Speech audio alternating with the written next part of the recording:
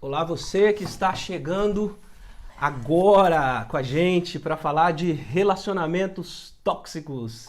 Seja bem-vindo, Tucker. Tiago Oficial também entrou. Legal, sejam muito bem-vindos. Já peço para você encher a gente de coraçõezinhos aí. E convidar as pessoas, convide as pessoas aí para entrar com a gente. Nós vamos falar de relações tóxicas, relacionamentos tóxicos, de várias formas, né? Para vários gostos diferentes, não só em relação a casamento, mas a noivado, namoro, relacionamento com as pessoas em si. Nós vamos falar sobre isso hoje. Então esse aqui é o nosso AreteCast. Nós estamos no episódio 5 do nosso Arete.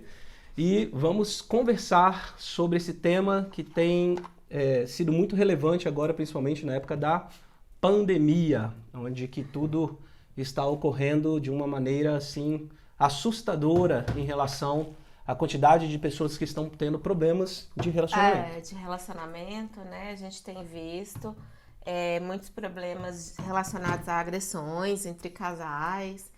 As pessoas meio que desaprenderam a conviver, né, umas com as outras. E nessa pandemia, quando elas foram forçadas a ficarem confinadas, né, tipo um reality show, né? Tipo um reality show. Ficaram confinadas dentro de casa, umas com as outras, precisaram encarar aquelas dificuldades que elas já sabiam que tinham, mas que fugiam, cada uma para sua realidade. Sim.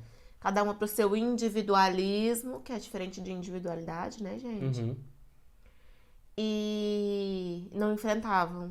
E aí você estando todo dia, dormindo junto, acordando junto, vivendo junto, comendo junto, trabalhando junto, você vai ter atrito e vai ter que lidar. De alguma forma. É isso aí. Bom, pessoal, para quem não sabe como funciona um podcast, o que a gente faz aqui? Primeiro, deixa eu falar meu nome para você e o nome da esposa, que de repente você tá batendo aí pela primeira vez, você não sabe nem quem a gente é. Meu nome é Israel. Elza Musi. E nós, juntos, pela união dos nossos poderes, a gente fala que a gente tá chipado e é... Israelza, é isso aí. Então, chipou, né? Então, como é que funciona um podcast? Geralmente a gente decide um assunto, dessa vez vocês escolheram o assunto dessa semana, que foi... A gente colocou uma enquete lá nos stories e a gente colocou para definir entre relacionamentos tóxicos ou espiritualidade. E aí o maior número de votos foi para relações tóxicas. E espiritualidade também não teve um número de votos baixo, não. Então, foi bem acirrado, na verdade. Né? Então a gente deixou para falar sobre espiritualidade no próximo podcast. Vamos falar mesmo assim, né? Então, beleza. Então vamos começar com esse bate-papo. Sim, concluindo o que você falou. Sim, como é que funciona o podcast? A gente define o tema, cada um faz suas próprias pesquisas, reflete sobre o assunto e a gente vem aqui para bater papo. Exatamente. Para falar sobre as perspectivas que a gente desenvolveu a partir do que a gente estudou.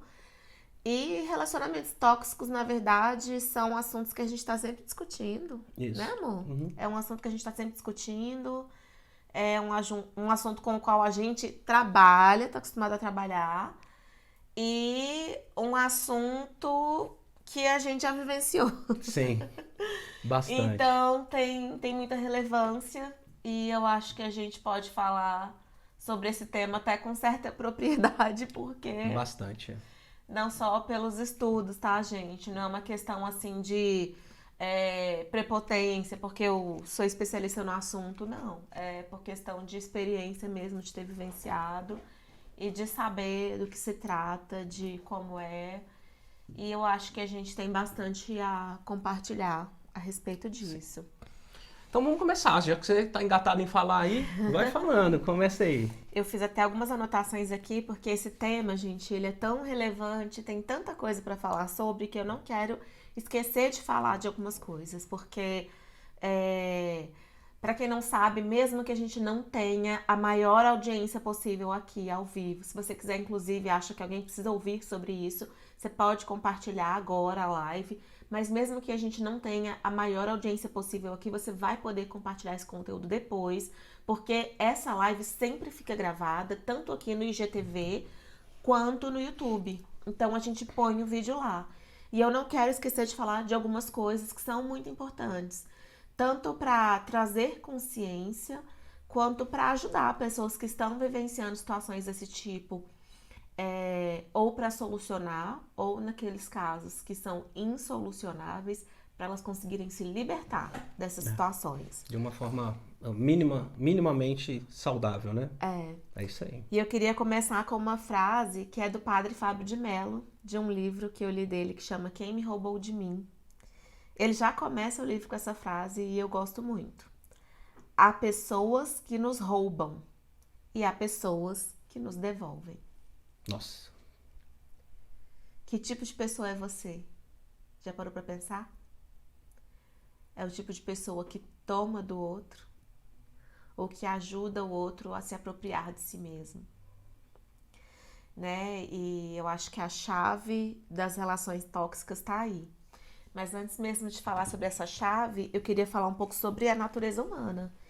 E nós fomos criados em um sistema que estimula muito a competitividade. Não que um certo grau de competição não seja saudável para nos estimular a ir além. Saudável é necessário, né? Para superar a nós mesmos, né? Mas a competição exacerbada, principalmente em relação ao outro, ela é algo muito nocivo e ela não faz parte da nossa natureza. E ela faz despertar aquilo que a gente tem de pior em nós. A nossa natureza, na verdade, é de cooperação. Se você for avaliar, na verdade, a natureza como um todo, não tô nem falando só da humana, todas as espécies que perduraram porque exerceram algum tipo de cooperação. E recentemente descobertas arqueológicas mostraram também que o ser humano tá vivo porque ele se uniu para cooperar um com o outro. A partir do momento que ele consegue ali proteger um ao outro, curar um ao outro, quando você consegue ali estabelecer o seu clã e procriar e permanecer. E inclusive vou indicar um documentário que está na Netflix que se chama Eu Sou, I Am, na verdade, o nome do documentário. Se você puder assistir, tem uma parte que fala bem sobre esse viés científico da cooperação. Fazer parte da natureza humana mesmo.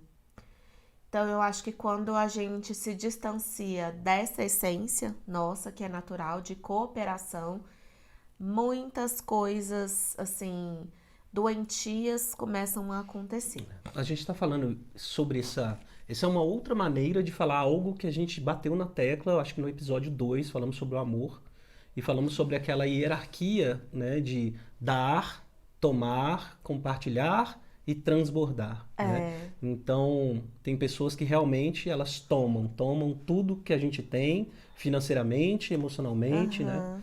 E tem gente que está aí na vida fazendo isso o tempo todo, ao invés de transbordar, porque as melhores relações são justamente as de transbordo.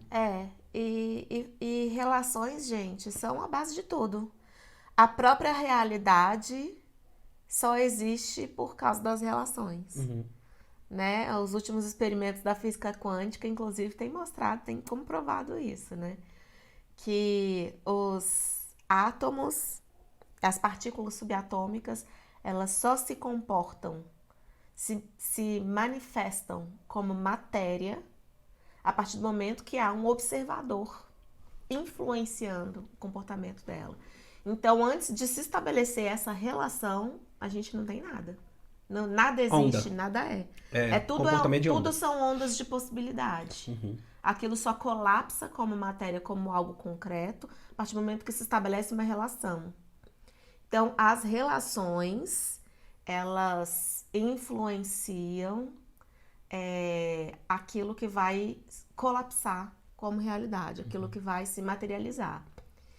E aí cabe a gente fazer uma reflexão, né? De que maneira que eu tenho influenciado as minhas relações. Porque a realidade que eu vivo, eu contribuo para ela. Uhum. Então, a gente vai falar hoje de relações tóxicas e em muitos momentos nessas relações tóxicas a gente está no papel de vítima.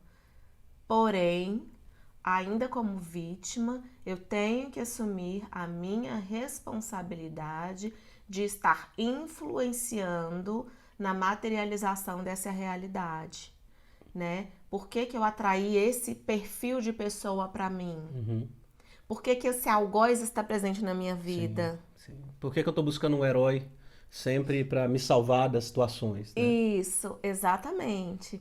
Então, assim, a gente tem que assumir nossa responsabilidade, porque só quando a gente toma, as rédeas da nossa vida que a gente é capaz de transformar a nossa realidade. Então, quando a gente toma as rédeas, a gente é capaz de enxergar, poxa, eu tô neste lugar porque eu deixei de impor certos limites, porque eu deixei de dizer não, ou porque a minha carência é tão grande que eu atraí esse tipo de pessoa para perto de mim.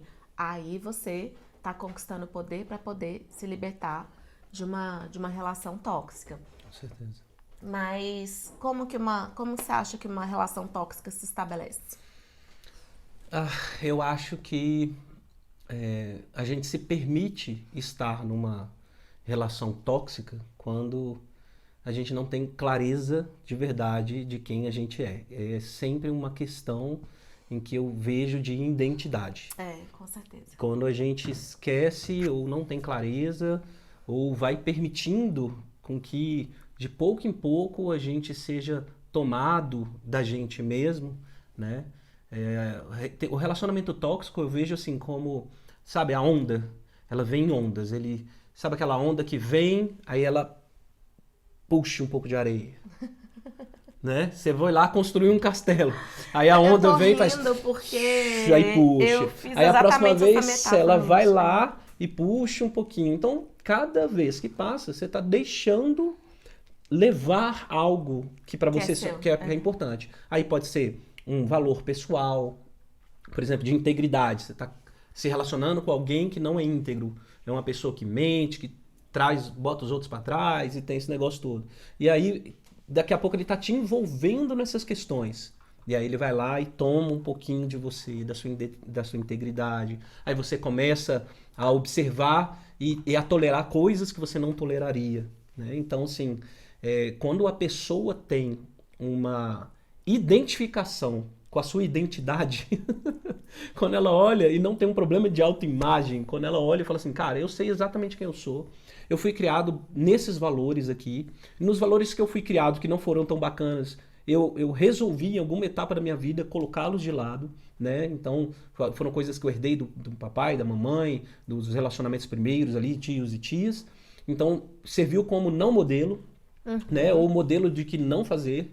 E aí a gente chega na vida adulta, começa a se relacionar e eu acredito que um dos problemas é que as pessoas passam a se comportar como crianças nas relações adultas porque elas passam a se sentir vulneráveis como uma criança. Elas começam a projetar as dores e as vivências Sim. delas ali nas relações delas, né? Olha, você falou, sim, basicamente a essência desse livro que eu citei do Padre Fábio de Mello. Esse livro, ele me marcou num momento muito importante, assim, da minha vida, sabe? Que foi um momento onde eu estava justamente reconstruindo a minha subjetividade. O Padre Fábio de Mello usa essa expressão, sequestro da subjetividade, que é o que acontece quando a gente não se apropria da nossa identidade e a gente vai deixando o outro tomar, e tomar, e tomar, e tomar. E é bem isso, gente. O que é a nossa subjetividade? É aquilo que compõe a gente como ser humano, né? Então, são os nossos valores, são essa parte que o Israel falou também, as nossas vivências, experiências, as nossas limitações, né? São os polos positivos e negativos, né? Então, as nossas habilidades e os nossos limites, né? Os nossos talentos, os nossos dons, as nossas virtudes, tudo isso vai formando um mosaico, é como se fossem pecinhas de um quebra-cabeça que forma a nossa subjetividade. Todos nós temos essas pecinhas. Só que cada pecinha é diferente em cada... Essa composição é diferente em cada um de nós. E o padre Fábio de Mello, inclusive, ele fala isso, que a subjetividade tem um caráter sagrado por causa disso. Único, né? Porque nós somos únicos, ninguém é igual a você, né? Pode ser até que a gente tenha, por exemplo, um talento parecido. Eu gosto de desenhar, desenho bem e você também. Mas tem uma outra habilidade que eu tenho e você não tem. E tem outra que você tem e faz muito bem e que eu não chego nem aos pés. E essas combinações dessas pecinhas do quebra-cabeça são únicas em cada um de nós. Então nós somos sagrados. Só que quem aqui foi criado para reconhecer essas pecinhas em si mesmo? São raríssimas as exceções. E bate justamente nesse ponto da... como é que eu vou perder uma percepção que nem foi assimilada? Então, assim, eu não me apropriei dela. Se eu não me apropriei, né, eu sequer sabia que eu tinha daquele jeito, ou que eu era isso tudo. E faz muito sentido, assim, eu vejo pessoas, né, homens e mulheres em relacionamentos altamente abusivos e às vezes foram bem criadas no aspecto de pai e mãe trouxe valores e tal, e outras vezes sequer parou-se para refletir sobre isso, porque a correria do dia a dia, do pai e da mãe, tentando colocar comida na mesa... E às vezes os pais ensinaram, mas a pessoa não se apropriou, né? Então, assim, tem uma frase do Marco Aurélio que diz assim: os homens foram feitos uns para os outros, educa-os ou suporta-os. Justamente, não tem como fugir da relação, né? Porque quando a gente não se apropria disso que a gente é e não assume esse caráter sagrado da nossa subjetividade, ou seja, não dá valor àquilo que a gente é, o que vai nascer em nós? Uma carência afetiva muito grande. Sim. E muitas vezes, além de não sermos criados para reconhecer esse caráter sagrado da nossa subjetividade, nós, às vezes, nascemos inseridos em contextos que fazem exatamente o contrário, né? Que vai minando aquilo que a gente tem de melhor, que vai nos tolhindo, que vai, né, nos oprimindo. E tem pessoas que já vivem relações tóxicas já desde pai e mãe, que são as relações que deveriam, né, nos dar base para existir, nos enraizar e nos lançar para a vida. É por isso que, assim, saber que, né, quando a gente fala muito sobre essa identidade que está, assim, não é que ela está escondida, mas é como se ela fosse a camada central, o núcleo. E o núcleo da nossa identidade, quando a gente estuda, isso é ciência, isso é filosofia, isso é sociologia, isso é tudo. Quando a gente vai estudando as tradições, a gente vai vendo que nós temos dentro de nós um eu essencial, maior, uma centelha divina, uma imagem e semelhança de algo que é maior do que a gente chama de Criador, que a gente chama de luz infinita, que a gente chama de a fonte. E nós fomos constituídos, a nossa identidade fundamental, ela é justamente baseada, construída, né, nessa imagem e semelhança do que há de melhor. Tanto é que todos os recursos de boas virtudes, e a ciência mostra isso mostrou. hoje. A ciência mostra isso hoje. Tem um estudo da psicologia positiva. Que todas as virtudes são ubíquas, nós as reconhecemos. Se nós as reconhecemos é porque nós sabemos o que é e elas estão dentro de nós de alguma forma. E aí a gente desenvolve elas ou não a partir da prática. Se a gente tem praticado e se a gente foi ensinado a valorizá-las. Sim. Mas então, elas estão em nós. Existe essa identidade fundamental, potência, né? A potência do ser, né? Que vai mudar de acordo com quem está falando, vai falar de uma outra forma. Mas está aí para todo mundo ver. Então a gente tem essa identidade fundamental, né? E nós temos também uma identidade hereditária, que é psicológica e é também biológica, que a gente herda de quem?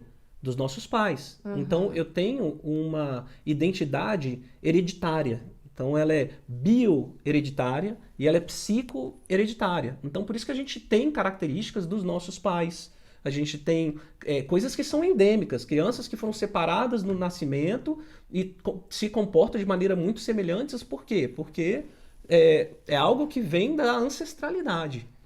E tem outra identidade que percebo, que é uma identidade construída, percebida, ou seja, eu sei que eu tenho essas e essas e essas características, que essas coisas fazem parte do meu ser, e eu assumi.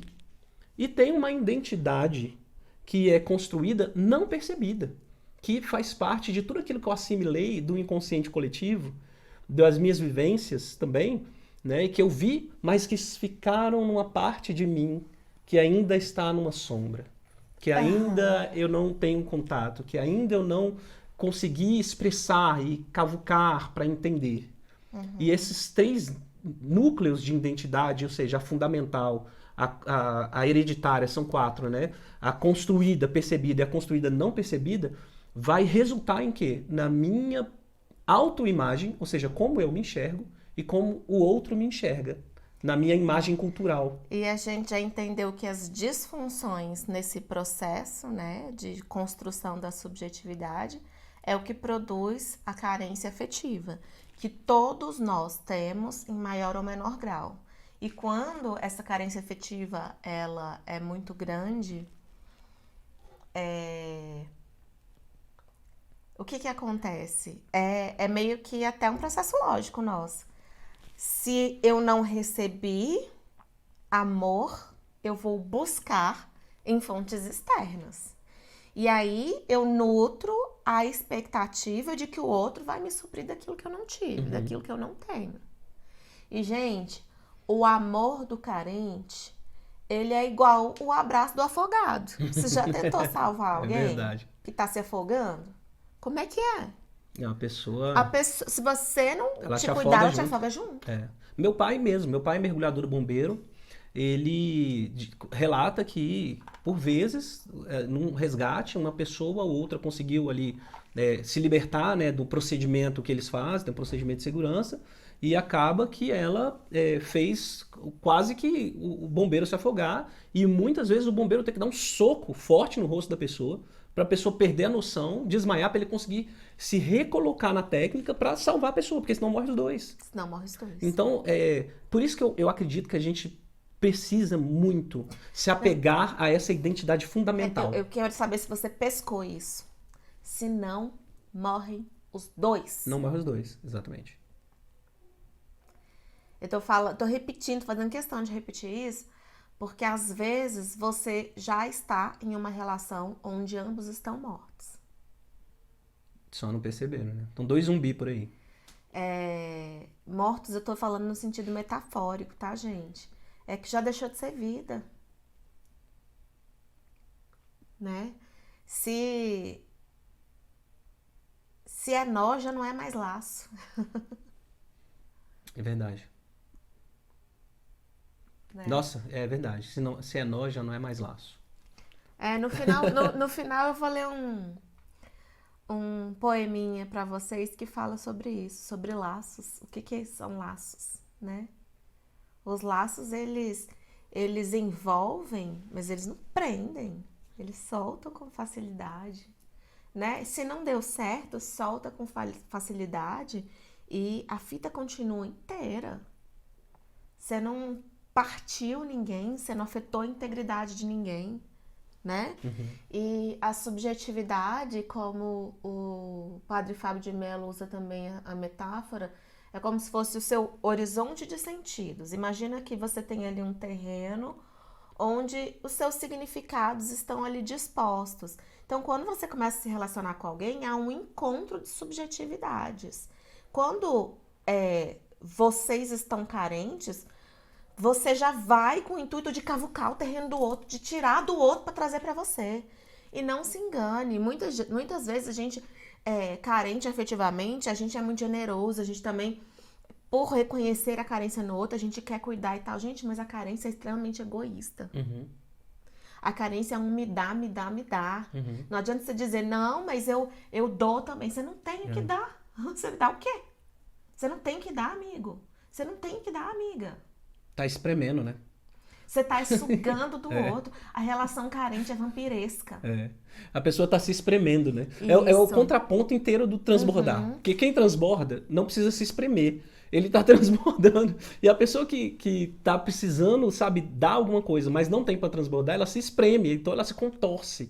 E aí, imagina só, ela fica toda contraída na vida, nas emoções, nos sentimentos, nas suas atitudes. E isso sufoca o outro, e ela cria uma relação de codependência, e por aí vai. E isso, a gente está falando das relações que são tóxicas só pela carência em si, de os dois estarem disfuncionais, de não disporem de si. Inclusive, a perspectiva cristã de ser pessoa, de ser gente, de ser indivíduo, é dispor de si para dispor-se ao outro, né? E quando a gente falou de amor, a gente inclusive trouxe aqui qual foi a lei que Cristo resumiu toda a lei no amor.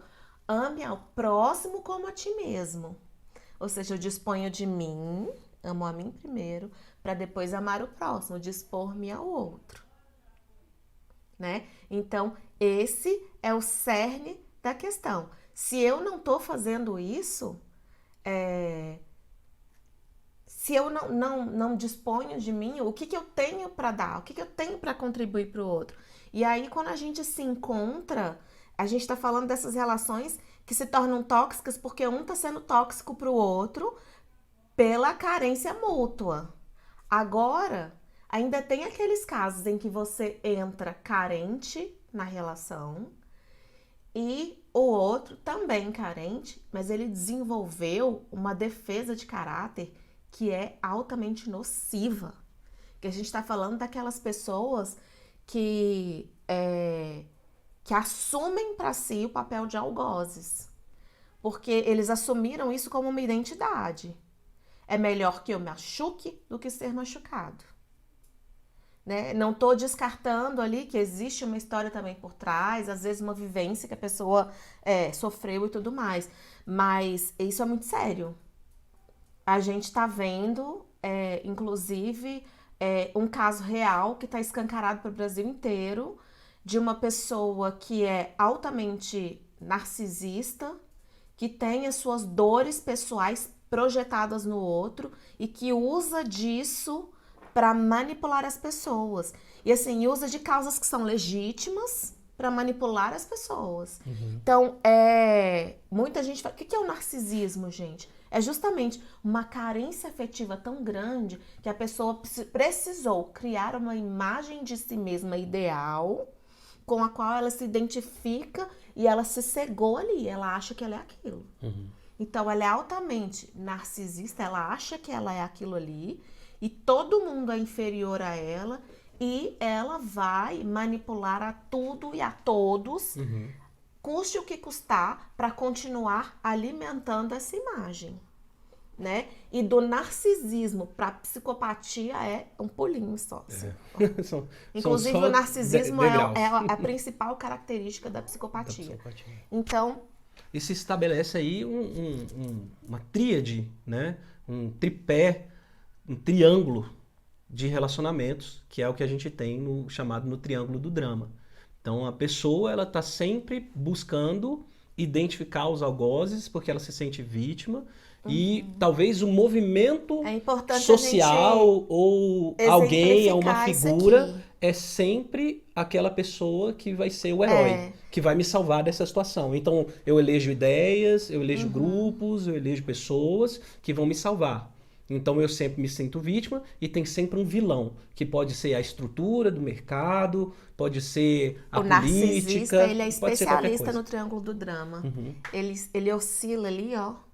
Uma hora ele é a vítima, coitadinho e tal, porque eu sofri, porque eu fui oprimido, porque eu isso, porque aquilo. Eu sou vítima da sociedade, mas na hora que precisa, ele assume o papel de algoz, ele vai lá, ele oprime, ele faz pior do que tudo que ele sofreu, né? E depois ele ainda se faz de herói pra poder, não, eu sou o bonzão, eu vou te tirar dessa situação. Tudo pra pra manipular as pessoas. Então, ele é especialista nesse triângulo do drama. Deixa eu te ensinar como é que se comporta de verdade. Isso. Vem cá. Então, você é o carente. Você tá buscando justamente uma tábua de salvação. Alguém pra te dar aquilo que você não tem. Se você se depara com uma pessoa como essa na sua vida...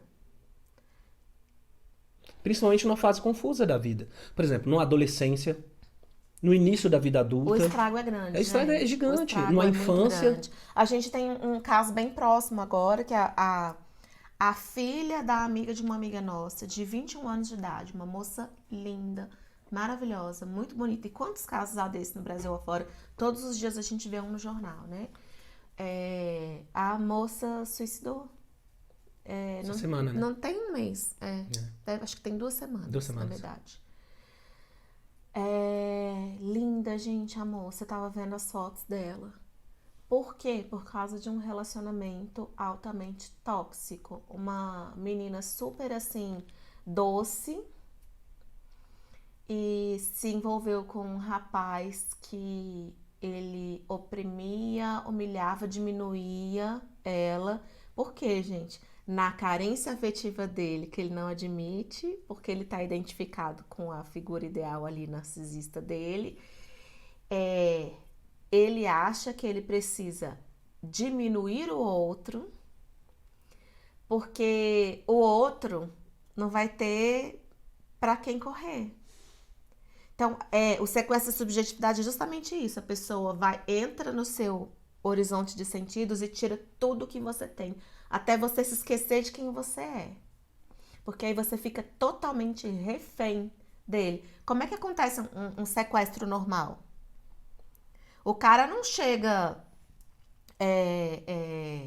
já mostrando quem ele é. Ele vai se aproximar como se fosse uma pessoa normal. Da família, vai contar a história próxima. Então ele fica sabendo qual que é a sua história, qual que é a sua rotina e tudo mais.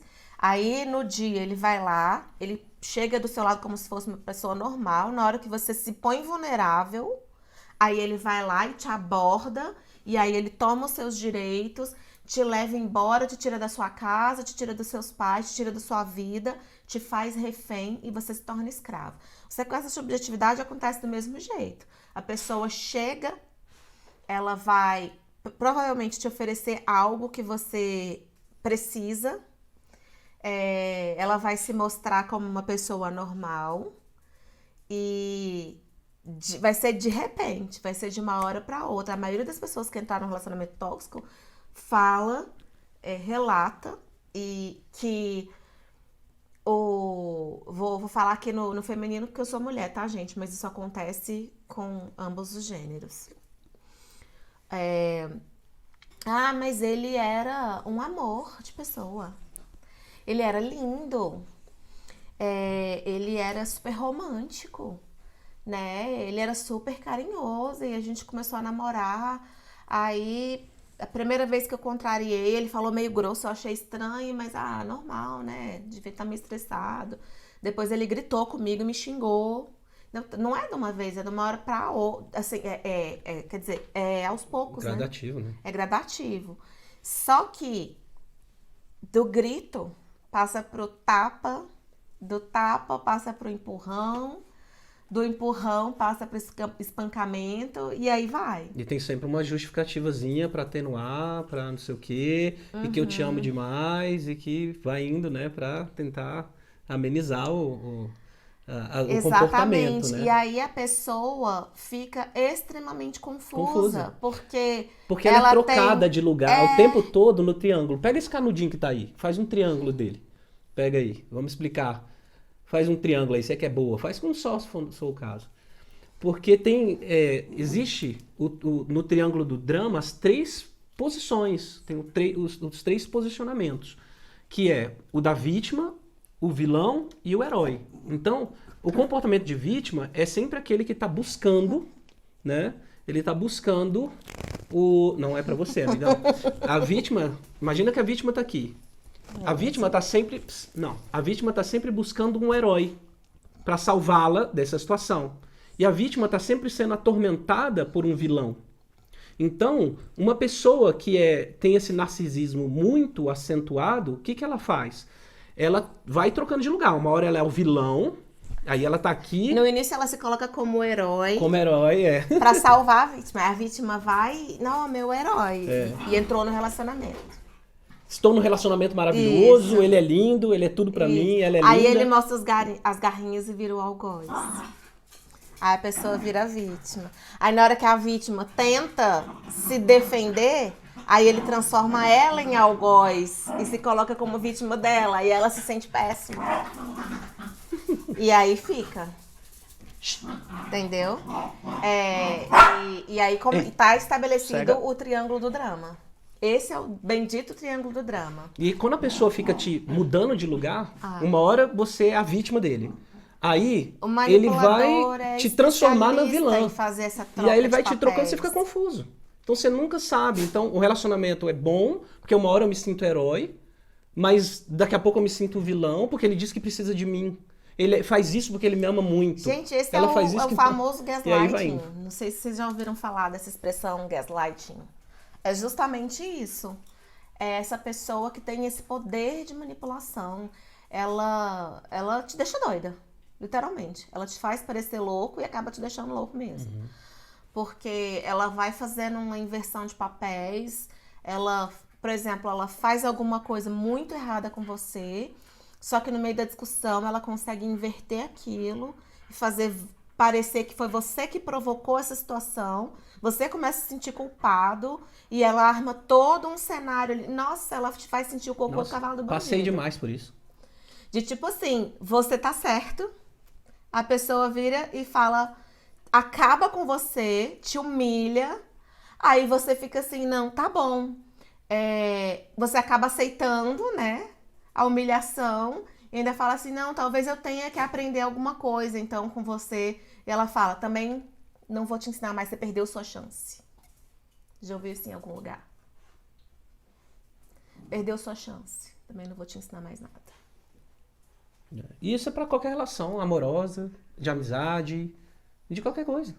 Aquele amigo que tá sempre te colocando em uma situação e te coloca como herói porque ele diz que ele precisa de Eu você. lembro muito de uma amiga muito querida, muito, muito, muito querida, que eu tive ali na fase dos 20 e poucos anos, que inclusive o namorado dela era um rapaz que conviveu comigo aqui na infância, aqui na rua.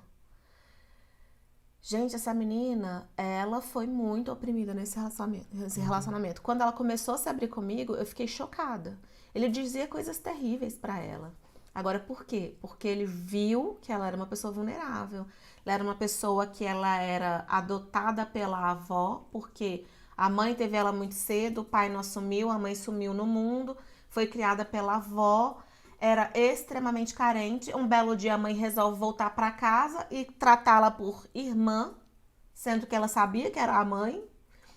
E o pai morava na rua de cima e passava a fingir que não conhecia. Então, uma criança que cresceu muito ferida. E ele sabia disso. Ele era uma moça bonita, inteligente e cheia de potencial, muito competente no trabalho, a gente se conheceu no trabalho. E esse rapaz, eu acho que ele enxergou o potencial dela e ele tinha medo de perdê-la, porque além de tudo isso, ela era uma pessoa muito doce, muito amorosa. Ele humilhava ela, ele falava coisas assim, porque você é magrela. Você sabe que se eu terminar com você, você não arruma mais ninguém. E ele falava coisas horríveis. Nossa, você se veste mal demais. Nossa, seu cabelo é ridículo. Ele acabava com ela. Dela às vezes achar que ele estar com ela era um favor que ele fazia. Porque ela era tão feia, Essa jogada, e né? tão ruim, e tão assim, terrível como pessoa, que ela nem sabia o que ele estava fazendo com ela. Era um ato de caridade. Ele fez ela acreditar nisso. Essa é a jogada. Porque eu retiro o potencial da pessoa, a identificação dela com o potencial, do que ela é, e falo assim, olha, sem mim, você não é nada. Então, eu começo a destruir a autoimagem do outro. E aí eu começo a dominar. Um parasita Olha. sempre procura um hospedeiro. Agora, ó, vou dizer isso pra você que está numa relação como essa. É possível. Eu vi essa pessoa se libertar. Hoje ela é casada com um homem maravilhoso. Ela tem filhos lindos. Ela é tratada como uma princesa. Assim, ela, sabe, depois que ela saiu dessa relação, é como se ela tivesse florescido. Parece que todas as portas se abriram na vida dela. Às vezes, gente, eu gosto até de usar uma frase que diz: quem não solta o que não basta, não descobre o que lhe falta. Então, aquilo que não basta pra você, você tem que largar. Às vezes a gente tem medo de deixar, de desapegar, porque acha que não existe outra alternativa pra nossa vida. Que, gente, esse negócio de ruim com ele, pior sem ele é balela, tá? Com certeza. Tá? Pelo amor de Deus, esse ruim com ele é o que tá te impedindo de obter o melhor na sua vida. Ter alguma perspectiva de melhora. Exatamente. É o que tá te impedindo de construir o melhor pra você. Puxado. É puxado. É muito forte, É muito cara. forte, porque a gente se identifica também nas histórias. Porque A gente eu vivi já- isso. No meu primeiro casamento, eu vivi isso, assim, e me descobri dependente emocional da outra pessoa, né, que fazia esse jogo, esse gaslighting, que me fazia trocar de posição aqui nesse triângulo o tempo todo, né? Então, ora eu era a vítima e precisava do heroísmo dela, ora eu era o vilão e estava a oprimindo, né? E por aí vai. E assim, é muito difícil e você fica tão envolvido ali emocionalmente que parece que a pessoa que tem essa característica, quando ela está num relacionamento tóxico, parece que alguém botou a mão na sua cabeça e chacoalhou, e você tá zonzo, você não consegue. Tinha dias que eu realmente pensava assim, cara, será que é isso mesmo? Será que eu sou essa pessoa? Você sabe o que eu comecei a fazer? Eu comecei a anotar. Isso é tão forte, gente, que quando a gente começou a se relacionar, o Israel ainda tinha algum resquício dessas inseguranças, assim, de ter que parar pra refletir sobre o que ele estava fazendo, sobre o que ele estava dizendo, pra ter certeza daquilo mesmo. Porque, assim, a pessoa mexeu tanto com a cabeça dele que ele ficava confuso. E aí, qual foi o resgate? Esse é que é o bacana, né? A gente pode compartilhar, chorar as pitangas junto e tudo, né? Mas o resgate foi justamente em olhar para dentro de mim, buscar encontrar o meu passado, fazer uma análise do meu passado e falar assim, cara, eu sempre fui um cara altamente, sabe, bacana de resolver as coisas, empreendedor, entendeu? Porque a jogada dentro desse relacionamento foi sempre assim, que eu era insuficiente. Então, eu fiquei pensando, cara, vamos lá, eu com 7 anos de idade, mesmo sem precisar, mas querendo meu dinheiro, e não era sempre que meu pai queria me dar ou podia, eu comecei a vigiar carro, fazia meu dinheiro. Aí fui lá, escondido, porque se meu pai me pegasse, toda vez que ele me pegou, eu apoiei. E eu era amigo de todos os flanelinhas dos estacionamentos ali, né? Então, comecei a fazer alguma coisa por mim. Com 12 anos de idade, eu já fazia cartão de visita, já tinha feito sociedade com o cara de uma gráfica para imprimir e guilhotinar para mim, então eu fazia arte, vendia os cartões, entregava na casa da pessoa, isso com 12 anos de idade. Com 16 eu dava aula de informática. Com 19 anos, com 18 eu já tinha passado na faculdade, com 19 eu já era concursado, entendeu? Com 21 eu já era concursado e ainda tinha um negócio por fora. E casei com 23 anos, e aí você para pensar assim e vivi à disposição de outra pessoa, de buscar dar estrutura para outra pessoa se vencer na vida e conquistar o dela também. Só que estava tudo bem se ela fosse fazer isso, mas desde que ela não me colocasse sempre numa posição onde que eu estava aquém. E quando eu saí do relacionamento, fui sair do relacionamento, isso, eu olhei né? pra trás e falei, cara, calma aí, tem alguma coisa errada. Porque às vezes na carência dela, que todos nós temos as nossas, né? Na carência dela, ela te via com o seu pleno potencial ali em ação, te via ali já como se você fosse bem sucedido, já completo. E por não ter aquilo, ela precisava te diminuir. Uma das frases que eu mais ouvia era o seguinte: nossa, as coisas vêm muito fácil pra você. Então, assim, o resultado de tudo aquilo que eu obtive e construí foda, né? foi da sorte. É como Não foi se... competência, não foi o meu engajamento, Nossa. foi sorte. É como se a pessoa que tá do seu lado te invejasse, né? Meu Deus. Mas essa é a Uma questão. constante competição É a que a gente estava competição, falando. Não é cooperação, é competição, né? Isso não existe no relacionamento, gente. E é interessante é que a gente está falando de sequestro da subjetividade, o que a pessoa vai fazendo é justamente te tirando do seu mundo, né? Ela vai desfazendo o seu mundo. E o que é o imundo? É a negação do mundo. Negação E é do assim mundo, que a gente começa a se sentir. A gente começa a se sentir imundo. A gente começa a carregar um peso, a gente começa a se sentir fraco, a gente começa a se sentir culpado. É por causa do criticismo, né? Uhum. A outra pessoa te critica em tudo. Por exemplo, você, caraca, tipo, desde pirralho, sempre foi independente, sempre fez tudo. De repente, você se vê numa situação como essa, em que você tá refém de outra pessoa, você se sente o quê? Imundo. Imundo. Seu mundo foi negado. Inútil, você se sente... aí você começa também... Aí, assim, existe os 4 cavaleiros, né, do Apocalipse, né, dos relacionamentos, né, principalmente amorosos, né? Mas se aplica a tudo também. Você tem o criticismo, você tem a defensiva, você tem a... O que mais? Me ajuda a lembrar. Criticismo, você tem O pessoa impedimento, que é aquela pessoa que não se comunica, não se fala, comunica, ignora o outro, tá com indiferente. raiva, não fala nada, é indiferente. A indiferença, né?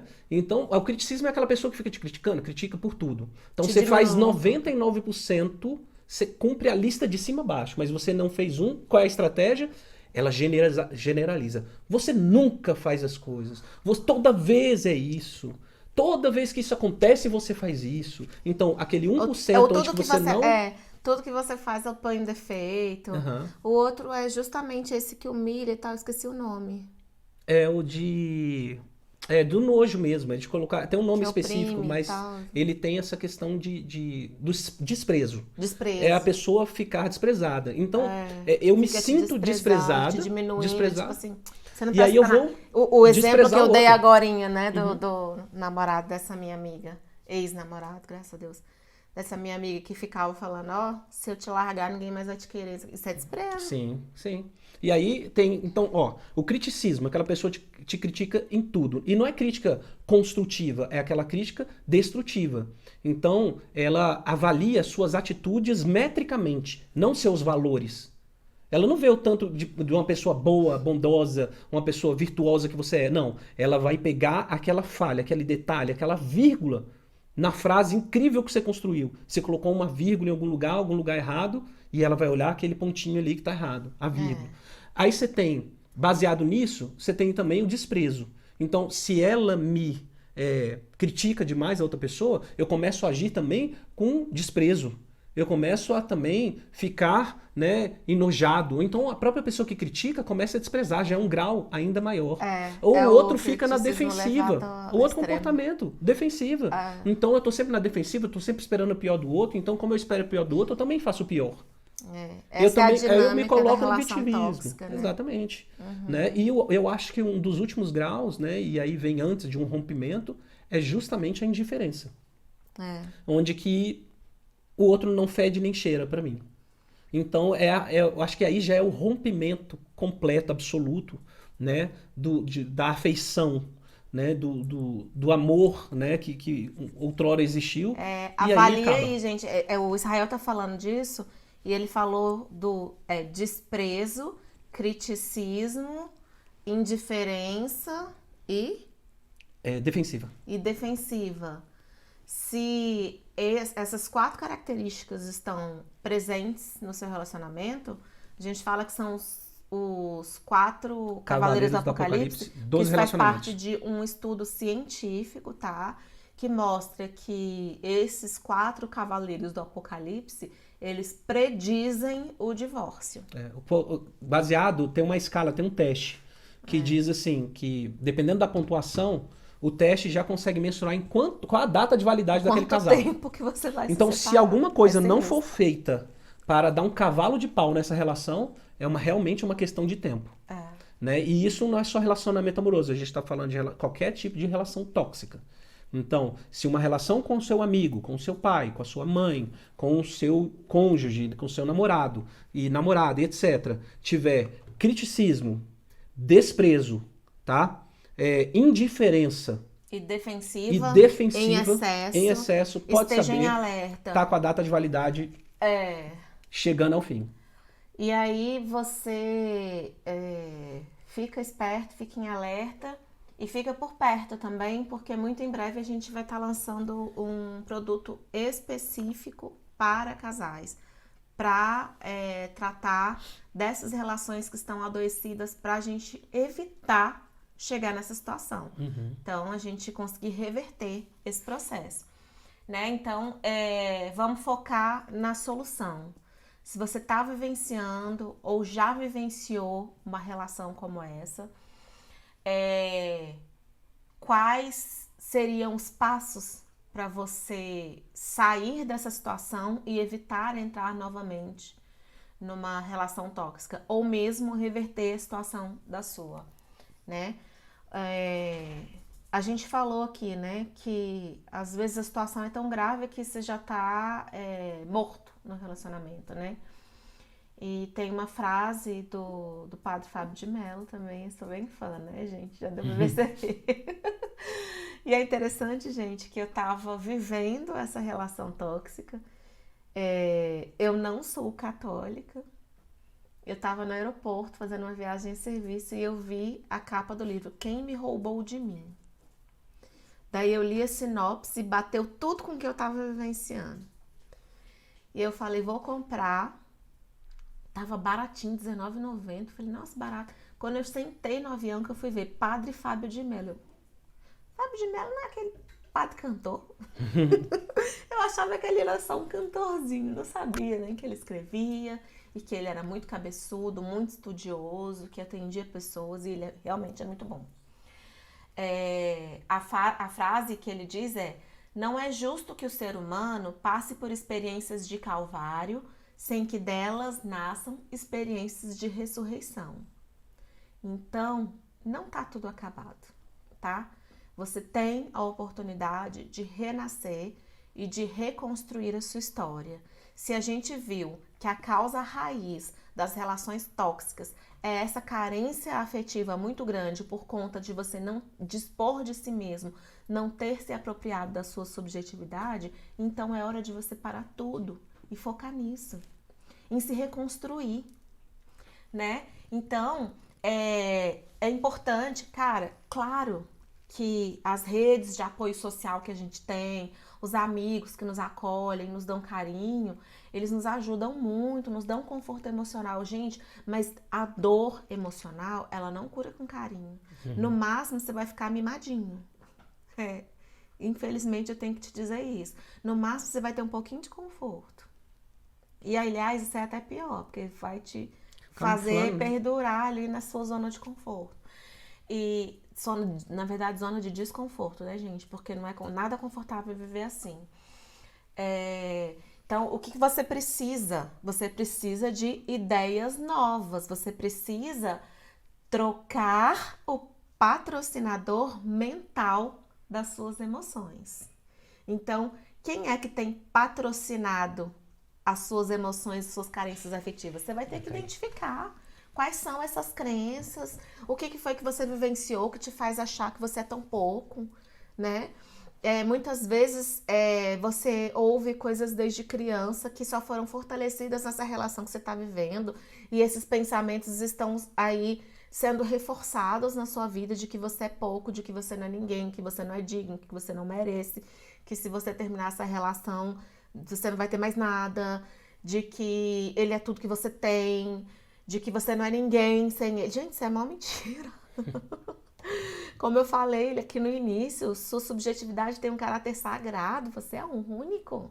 Você é imagem e semelhança de Deus, pelo amor. Vamos construir, vamos descobrir isso.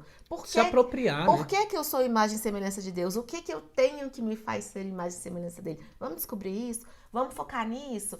Né, em descobrir quais são os meus dons, meus talentos. Pode ser necessário, gente, que você faça uma terapia. Pode ser necessário que você vá buscar aí.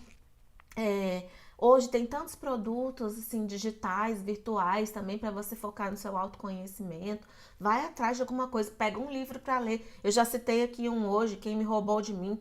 Começa por esse. já que eu foco em relações tóxicas e esse é o seu cenário, mas tem tantos outros livros que te ajudam a se apropriar de si mesmo, a descobrir quem você é, sabe? Tanta coisa disponível para você e não entra nesse ciclo de culpa, de se sentir imundo, não. Seu mundo foi negado, sim, mas você está se apropriando dele de volta agora. Compreenda que você entrou nessa situação porque você fez o que você podia com os recursos que você tinha. Agora você está buscando novos recursos para fazer algo diferente para o seu futuro, né? O Bardo Todol, que eu até citei aqui no último podcast que a gente falou sobre morte, porque o Bardo Todol é o livro dos mortos tibetanos, gente.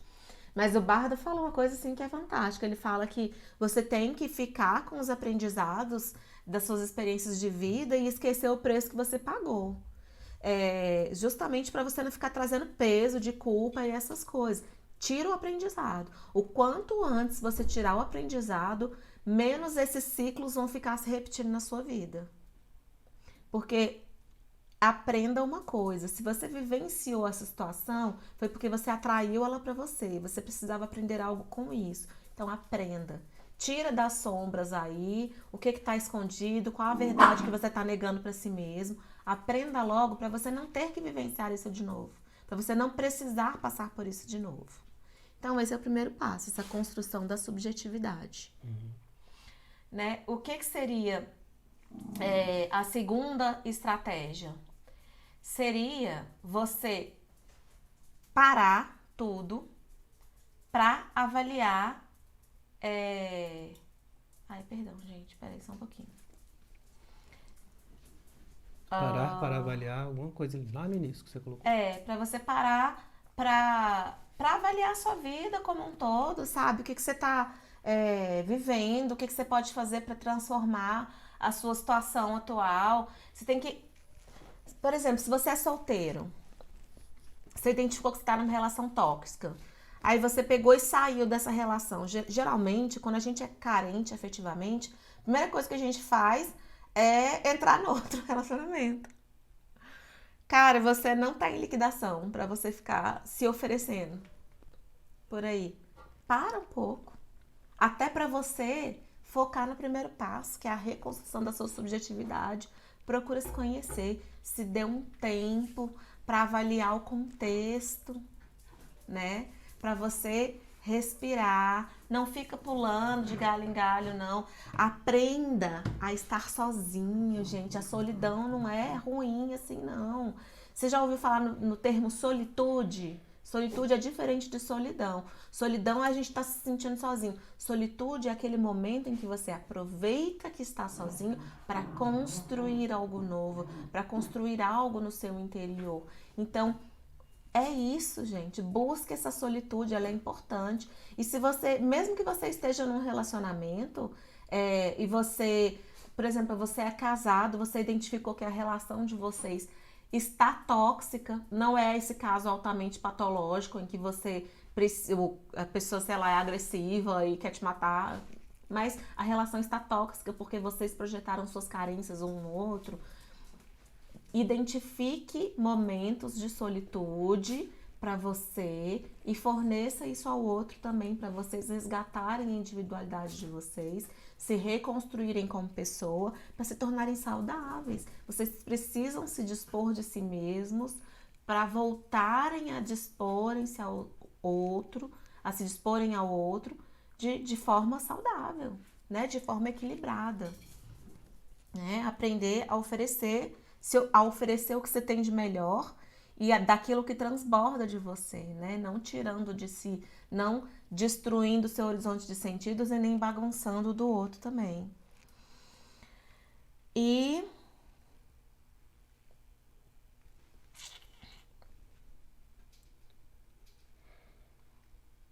é isso.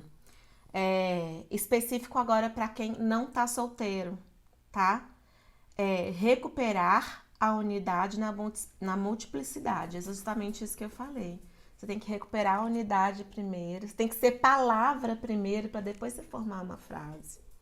Então foca ali na sua palavrinha, né? Quem é você? Se você pudesse se definir numa palavra e definir o seu cônjuge numa palavra, quando você junta essas duas palavras numa frase, vai adquirir um sentido novo. Então foca na sua palavra, deixe o seu cônjuge focar na dele, para que vocês formem uma frase bonita, né? Khalil Gibran, que é o autor do O Profeta, ele dizia que as cordas de uma lira são sozinhas, apesar de vibrarem a mesma música. Né? Se você trançar ali a corda do violão, não vai tocar nada. Né? Então, cada um tem que se apropriar de si mesmo, e esse espaço é importante até para que ocorra a vibração e flua o som. Então, se vocês querem estar em sinergia, vocês têm que estar inteiros primeiro. Mesmo direcionados para um lugar só, como é um instrumento musical, né? Você está ali ombro a ombro com a outra corda, mesmo direcionado, cada um tem a sua vibração e o seu jeito de expressar. Isso, entenda que cada um tem sua jornada, cuide, foque na sua agora. O máximo que você pode fazer pelo outro é cuidar da sua própria jornada de autodesenvolvimento, porque aí você fazendo isso, você vai estar motivando o outro a fazer o mesmo por si. E você vai influenciá-lo também, porque as suas mudanças vão gerar algum impacto no relacionamento e de alguma forma a pessoa vai se incomodar ali no começo, mas depois ela vai ter que se adaptar. E como que ela se adapta? Mudando também. Não é verdade? E por último, dedica-te a um ideal. Você precisa ter um ideal de vida. Se engaja em atividades que façam sentido para você, sabe? Quando você se dedica ao outro, isso traz uma satisfação imensa para sua vida. Então, para de focar só nas suas dores, na sua carência emocional. Enxerga que o mundo inteiro, de uma maneira ou de outra, é carente também. Então, já que você está focado ali em restabelecer a sua saúde, no momento que você tiver para dar, que você estiver transbordando, transborde também nos outros em geral, sabe? Não só na sua relação, porque se você fica focado só na sua relação... Gente, como que funciona o raio laser? Você pega a luz e concentra num ponto só. Se você fizer isso, você destrói o objeto onde você está focando. Se você tá ali dedicando todo o seu amor e colocando todas as suas expectativas em uma única pessoa, você vai destruir a sua relação. Aprenda a distribuir amor. Aprenda a olhar para outras pessoas. Você não vive só para aquela pessoa com quem você se relaciona. E no início do relacionamento foi justamente assim. Por mais que as pessoas nos relacionamentos elas busquem se concentrar, né, e viver ali e construir algo para si, mas no início do relacionamento eu estou conhecendo aqui a Elza e eu estou trazendo um mundo novo para o relacionamento e ela um mundo novo para o relacionamento. Então a gente achou interesses em comum, mas eu achei a Elza interessante e ela me achava interessante. Por quê? Porque sempre foi essa experiência de que eu estou trazendo um mundo novo. E quando as pessoas param de trazer um mundo novo para dentro do relacionamento, cai numa mesmice, numa chatice, e ficam só concentrados ali um no outro e vivenciando os mesmos problemas. Busque ser interessante para você, se explore, vá atrás daquilo que você gosta. Quando a gente se concentra na gente, pelo menos o necessário para que a gente consiga evoluir, transbordar, a gente vai trazendo coisas novas e a outra pessoa começa a se movimentar. De alguma forma ela vai se movimentar. Ou ela vai falar assim, puxa, que legal, vai começar a te admirar. Ou ela, às vezes até por um certo egoísmo, vai falar assim, eita, eu vou ter que me mexer também, senão eu vou ficar para trás. Ou essa pessoa vai falar, cara, eu tô muito aquém desse relacionamento. Ela pode até não admitir. E ela vai se afastar. Mas qual é o benefício disso? Em todas as hipóteses, quando você cuida da sua própria vida, você vai estar preparado para o que der e vier para frente. Se a outra pessoa se movimentar no sentido de, opa, calma aí, eu quero estar mais junto dessa pessoa, ótimo, você investiu em você, você cresceu. Se a outra pessoa te admirar e falar assim, nossa, eu quero construir um relacionamento melhor, beleza. E se ela se afastar? De qualquer jeito você cuidou da sua vida. Você construiu para dentro e você, quando constrói para dentro, você só se melhora e você vai estar melhor preparado para o afastamento dessa pessoa. E às vezes o afastamento dessa pessoa é algum resultado positivo para você, para ela, para alguma coisa, algum propósito tem. Tem uma frase linda que diz que onde houver um ser humano realizado, nele Deus estará revelado. Então, quando você foca nesse seu autodesenvolvimento, na sua realização pessoal, você está manifestando Deus na sua vida e na vida dos outros. Então, é assim que você vai exercer impacto no mundo.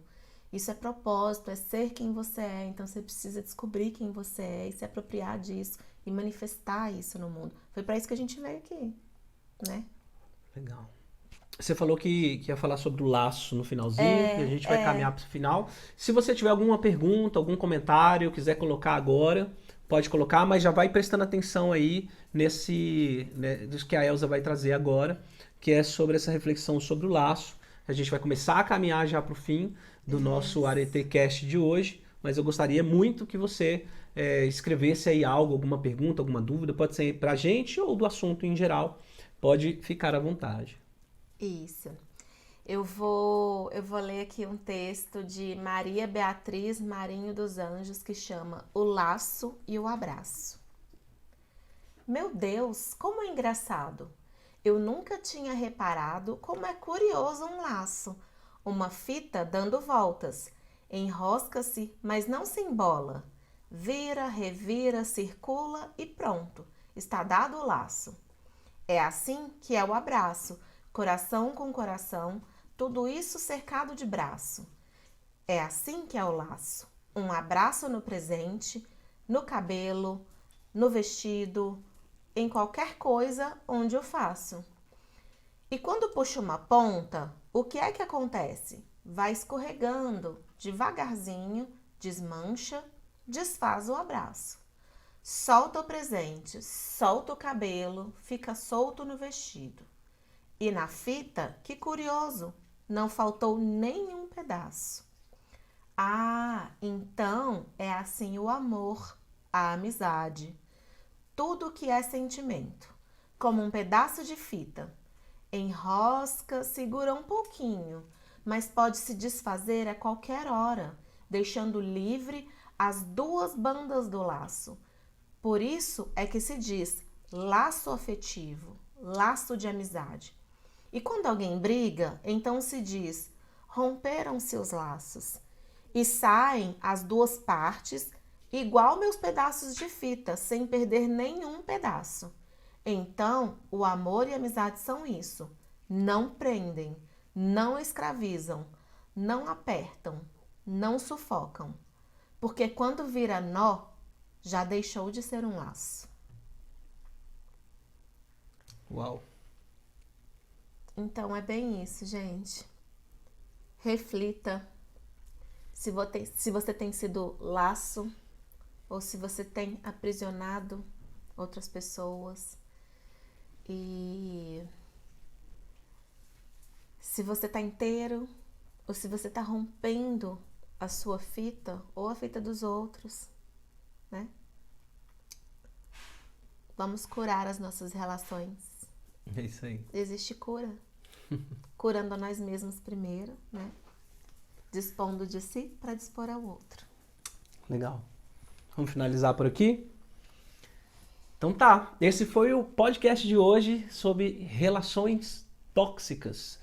E esse episódio vai ser postado logo amanhã, na integralidade, ele inteiro, lá no nosso canal do YouTube.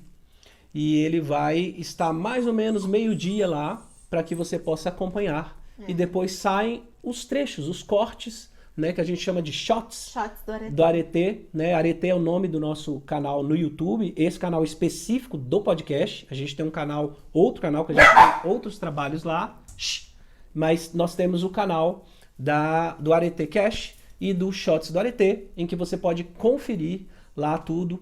Então, você pode se inscrever, pode compartilhar, mandar o episódio integral para quem você acredita que precisa e vai ser muito bacana. Gente, esse foi o primeiro, né? Acabou que a gente veio falar de relacionamento, mas é uma demanda muito grande que a gente tem recebido a esse respeito, porque até hoje as pessoas têm construído em nós uma imagem, né, de um casal que tem sabido viver E a gente espera que a gente continue construindo isso, então a gente vai compartilhar muitas coisas sobre relacionamento, casamento, sobre diversas coisas, dificuldades do dia a dia, e vai ser bem bacana estar com vocês nessa jornada, tá bom? Só para não perder o hábito, Hum.